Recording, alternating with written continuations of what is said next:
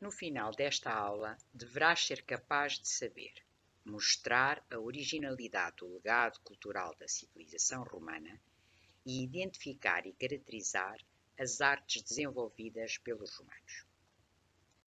Vamos conhecer melhor a cidade de Roma, capital do Império, nas margens do rio Tibre. Nesta maquete da cidade de Roma estão representados os principais edifícios e os bairros residenciais. O Circo Máximo era um lugar de entretenimento na antiga Roma. Nele se realizavam jogos, festivais e corridas de bigas, uma clara influência dos gregos. O Coliseu era palco de espetáculos variados, entre os quais as famosas lutas de gladiadores. Era aberto, mas tinha uma estrutura que permitia cobrir o edifício com um toldo quando necessário. Os aquedutos têm como finalidade conduzir a água. A cidade de Roma, no século I, era abastecida por 11 aquedutos, o maior deles com 90 quilómetros de extensão. A água que chegava à cidade através dos aquedutos era depois distribuída através de canalizações subterrâneas, fontes e tanques.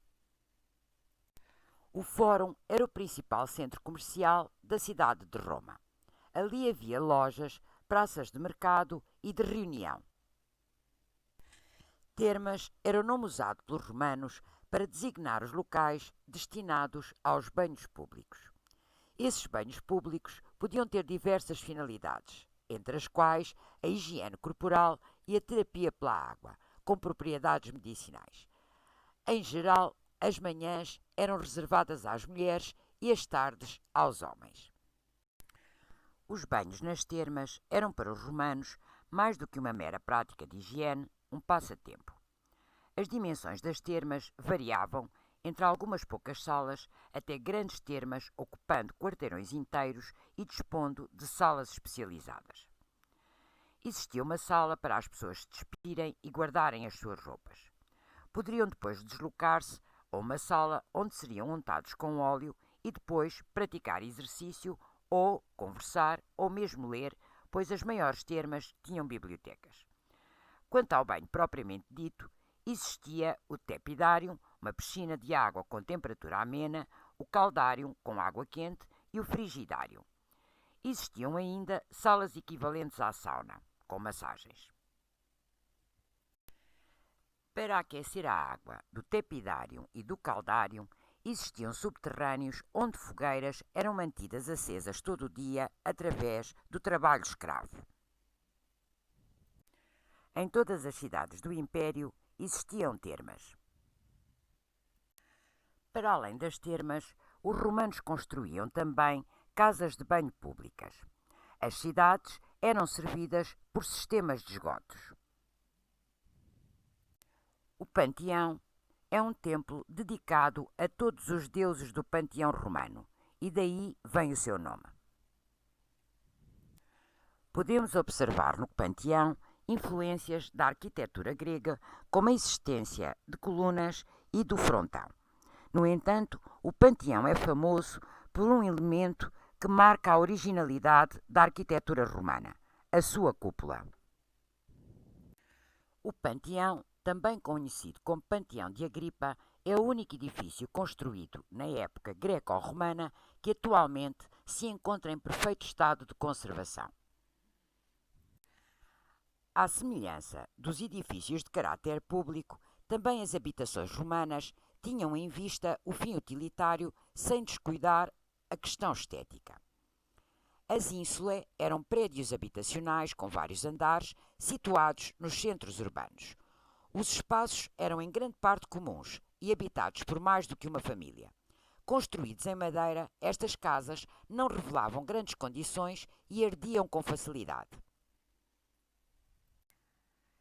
Era nestes bairros de ínsulae que habitavam as camadas mais pobres da população romana, ou seja, os plebeus.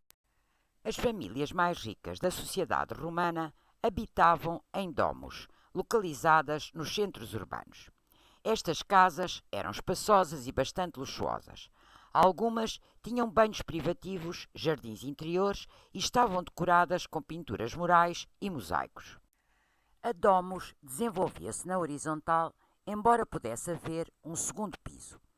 As divisões que davam para a rua eram chamadas de tabernae. Eram geralmente arrendadas, sendo usadas como lojas ou oficinas. Ao entrar na casa de habitação, o visitante era conduzido pelo vestíbulo, o qual se abria para o átrio. O teto deste possuía uma abertura central, o complúvio, por onde entrava a água da chuva, que era recolhida no implúvio, uma cisterna quadrangular no centro do átrio. Em seu redor articulavam-se as outras divisões, os pequenos quartos de dormir, cubícula ou cubículo, o triclínio ou sala de jantar, o tabelínio, onde o pai de família tratava dos seus negócios, e a cozinha. Havia ainda o larário, divisão destinada ao culto das divindades domésticas. Ao fundo da domus encontrava-se por vezes uma área reservada aos banhos e um pequeno jardim, geralmente decorado com uma fonte. As villae eram casas no campo que pertenciam a grandes proprietários rurais. Seguiam normalmente o mesmo esquema de construção das domus citadinas. A imagem que se segue é de uma vila pertencente a Conímbriga, uma das maiores povoações romanas de que há vestígios em Portugal. Os romanos tinham uma grande preocupação com o urbanismo na construção das suas cidades. O urbanismo foi, aliás, um dos contributos romanos para a civilização ocidental. Desenhavam as suas cidades à imagem das necessidades daqueles que nelas habitavam. Na planificação eram consideradas questões importantes como a utilidade dos edifícios, os sistemas de abastecimento de água, os arruamentos e o saneamento. Os romanos revelam na sua arquitetura fortes influências da arquitetura grega, como se pode ver neste templo em Nimes. As colunas, o frontão e o friso fazem lembrar um templo grego. Apesar das influências da arquitetura grega, os romanos revelaram-se criativos. De entre as principais inovações, destacamos o sentido prático e utilitário das suas construções, como é o caso dos aquedutos. A base da construção dos aquedutos era o arco de volta perfeita, uma invenção dos romanos. O arco de volta perfeita vai permitir aos romanos construir edifícios de grandes dimensões e em vários andares.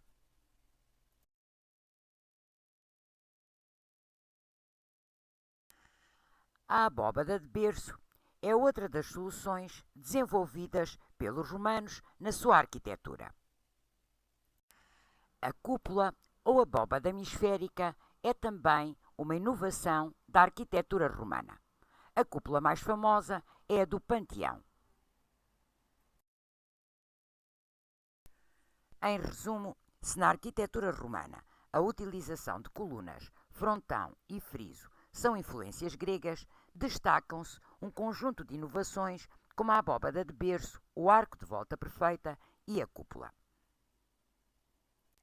A preocupação com o urbanismo, construindo infraestruturas como canalizações e esgotos, e o sentido prático e utilitário dos edifícios são ainda características próprias da arquitetura romana. A escultura romana tem fortes influências da escultura grega. É realista e representa geralmente imperadores, nobres e deuses. Podemos encontrar baixos e altos relevos, estátuas e ainda bustos. A pintura romana pode ser observada nos frescos que eram utilizados com grande regularidade na decoração interior das domus romanas e nas paredes dos túmulos. Representam geralmente cenas religiosas ou da vida cotidiana. Nas artes decorativas destacam-se o mosaico utilizado para embelezar o chão das habitações e dos edifícios públicos. Nestas composições podem ver-se representações de cenas muito variadas com grande perfeição e rigor. conseguidas a partir da colagem de pequenos pedaços de cerâmica vidrada e outros materiais. À semelhança de outras áreas culturais, o teatro sofreu também a influência grega. Eram representadas tragédias e comédias e pantominas, um estilo teatral novo no qual os autores representavam através de gestos. Com os romanos, o teatro perde o seu caráter religioso.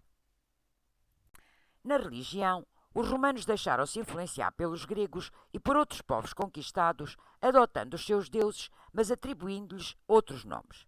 Os romanos eram, por esta razão, politeístas. O culto público era prestado nos templos e dirigido aos deuses que protegiam a cidade.